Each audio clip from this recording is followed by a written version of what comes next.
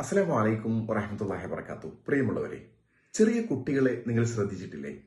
എന്തൊരു ആവേശമാണ് അവരുടെ ഓരോ പ്രവർത്തനങ്ങൾക്കും. എന്തൊരു എനർജറ്റിക് ആണ്. ഓടുന്നു, ചാടുന്നു, കളിക്കുന്നു, നിരന്തരമായി ചിലപ്പോൾ ഓരോ കാര്യങ്ങൾ ഇങ്ങനെ ചെയ്തുകൊണ്ടേയിരിക്കുന്നു. അടങ്ങിയിരിക്കുന്നത് നമുക്ക് കാണാൻ പറ്റില്ല. അവരുടെ ശരീരം അത്രയും എനർജറ്റിക് ആണ്. അതുപോലെ തന്നെ മനസ്സും വളരെ ക്യൂരിയോസിറ്റി ഉള്ളതും ആത്മവിശ്വാസമുള്ളതുമാണ്. പക്ഷെ പതിയെ പതിയെ പോകെ പോകെ ആ ആത്മവിശ്വാസവും എനർജിയും ഒക്കെ നഷ്ടപ്പെടുന്നത് നമ്മൾ കാണുന്നു. പ്രശ്നം എന്താണ്?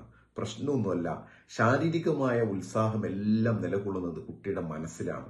ആ മനസ്സിന്റെ ശുദ്ധമായ അവസ്ഥ കുട്ടിക്ക് നെഗറ്റീവായിട്ടുള്ള ചിന്തകളും അരുതുകളും കൊടുത്ത് തളർത്താതിരിക്കുക എന്നതാണ് ഏറ്റവും പ്രധാനപ്പെട്ട കാര്യം.